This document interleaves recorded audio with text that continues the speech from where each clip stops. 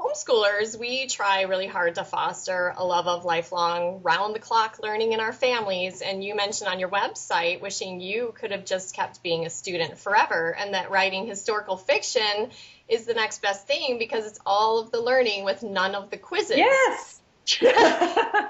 Can you tell us a little bit about what historical fiction means for you and what you hope your readers will take away from it? Absolutely, absolutely. That's a great question. Historical fiction to me is it's a way to learn about history in a way that's not memorizing facts and dates. I was very fortunate to have an excellent history teacher in high school, and his name was Coach Williams, Carl Williams. And he kind of played this what if game that were things like, what if, the bullet that started World War I, what if that gun had never been fired?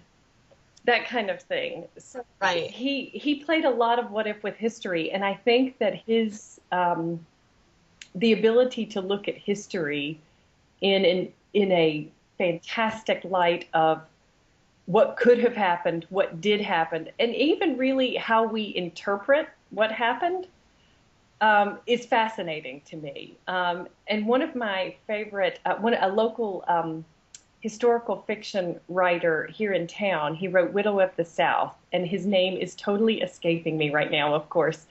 But he says that the best way to learn about history is through historical fiction, if you're reading the right books.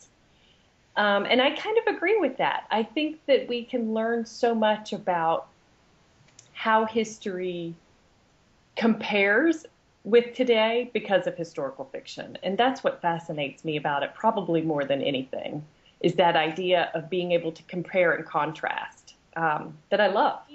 I love the idea of, I love research. If I could be paid for the research part of it, I would probably be doing that a lot. But it's good. It's good that I get to, that I end up being able to put it into stories. I feel very blessed to be able to do that.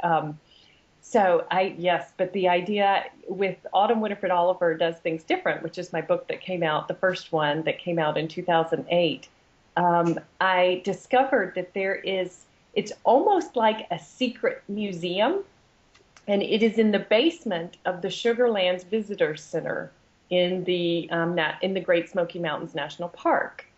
The Visitor Center has millions of people that walk through its doors every year, but very few people know that the basement of it is actually like this huge archives. And you have to have an appointment to go. And you put on the white gloves to touch things. And it seriously, I felt like a detective, like a history detective. Going through all the old photographs. They have photographs and recipe books and church hymnals and school textbooks. It's just a gold mine. So when you find those kinds of things, when you love history and you're a history writer, it's just, you feel like the whole puzzle is kind of being put together for you.